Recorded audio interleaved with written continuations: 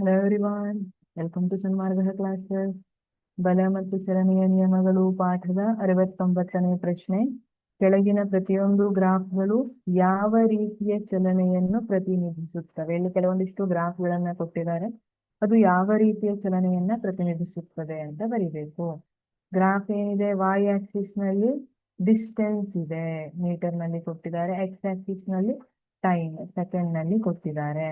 ಹಾಗಿದ್ರೆ ಇಲ್ಲಿ ನೋಡಿ, ಯಾವ ತರ ಅಂದ್ರೆ ಇದು ಸರಳ ರೇಖೆ ಮೇಲ್ಮುಖವಾಗಿ ಹೋಗ್ತಾ ಇದೆ. Distance versus time graph. Distance divided by time ಮಾಡಿದಾಗ ನಮ್ಗೆ ಏನ್ ಸಿಗುತ್ತೆ? ಇದು ಏಕರೂಪದ ಚಲನೆಯನ್ನ ನಮಗೆ ತೋರಿಸ್ತಾ ಇದೆ. ಏಕರೂಪದ ಚಲನೆ ಅಂದ್ರೆ ಏನು? ಇಲ್ಲಿ ಸಮರೂಪ ಸಮವಾದ ಕಾಲದಲ್ಲಿ ಸಮವಾದ ದೂರವನ್ನ ಚಲಿಸ್ತಾ ಇದೆ. ಸಮಕಾಲದಲ್ಲಿ ಸಮ ದೂರವನ್ನ ಚಲಿಸ್ತಾ ಇದೆ. ಇದನ್ನ ಏಕರೂಪದ ಚಲನೆ ಅಂತ ಕರಿತೀವಿ. ನೋಡಿ, 1 ಸೆಕೆಂಡಿಗೆ ಬಂದ್ರೆ 20, 2ನೇ ಸೆಕೆಂಡಿಗೆ ಬಂದ್ರೆ 40 ಮೀಟರ್ ಹೋಗಿದೆ. ಈ ತರ ಕಂಟಿನ್ಯೂ ಆಗತ್ತೆ, ಗೊತ್ತಾಯ್ತಾ? ಹಾಗಾಗಿ ಇದನ್ನ ಏಕರೂಪದ ಚಲನೆ ಅಂತ ಕರಿಬಹುದು.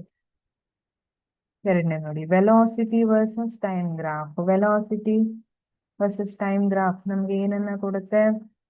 ವೇಗೋತ್ಕರ್ಷವನ್ನ ಕೊಡುತ್ತೆ. ಸರಿ, ಹಾಗಿದ್ರೆ ಇಲ್ಲಿ ಸರಳ ರೇಖೆ ಮತ್ತೆ ಮೇಲ್ಮುಖವಾಗಿ ಹೊರಟಿದೆ. ಇದು ಏನನ್ನ ಇಂಡಿಕೇಟ್ ಮಾಡುತ್ತೆ? ಏಕರೂಪದ ವೇಗೋತ್ಕರ್ಷದ ಚಲನೆ. ವೇಗೋತ್ಕರ್ಷ ಏಕರೂಪವಾಗಿದೆ ಅನ್ನೋದನ್ನ ಸೂಚಿಸ್ತಾ ಇದೆ. ನೋಡಿ, ಅಂದ್ರೆ ಸಮರೂಪವಾದ ಸಮಯದಲ್ಲಿ ಸಮರೂಪವಾಗಿ ವೇಗ ಬದಲಾವಣೆ ಆಗ್ತಾ ಇದೆ. ಸಮವಾಗಿ ವೇಗ ಬದಲಾವಣೆ ಆಗ್ತಾ ಇದೆ. ಅದನ್ನ ಏಕರೂಪದ ವೇಗೋತ್ಕರ್ಷದ ಚಲನೆ ಅಂತ ಹೇಳಬಹುದು. ಇಲ್ಲಿ ಮತ್ತೆ ಡಿಸ್ಪ್ಲೇಸ್ಮೆಂಟ್, ಸ್ಥಾನಪಲ್ಲಟ ಮತ್ತೆ ಟೈಮ್, ಸ್ಥಾನಪಲ್ಲಟ ಮತ್ತೆ ಕಾಲದ ಗ್ರಾಫ್ ಅನ್ನ ಕೊಟ್ಟಿದ್ದಾರೆ. ಇಲ್ಲಿ ಏನಾಗ್ತಾ ಇದೆ? ಸರಳ ರೇಖೆ ಕೆಳಮುಖವಾಗಿ ಬರ್ತಾ ಇದೆ. ಆದ್ರೆ ಲೈನ್ ಏನಿದೆ? ಸ್ಟ್ರೇಟ್ ಲೈನ್ ಇದೆ, ಸರಳ ರೇಖೆ ಇದೆ. ಹಾಗಿದ್ರೆ ಇದು ಕೂಡ ಏನನ್ನ, ಸ್ಟ್ರೇಟ್ ಲೈನ್ ಇದೆ ಅಂದ್ರೆ ಏನನ್ನ ಇಂಡಿಕೇಟ್ ಮಾಡುತ್ತೆ? ಏಕರೂಪದ ಚಲನೆಯನ್ನ ಇಂಡಿಕೇಟ್ ಮಾಡುತ್ತೆ.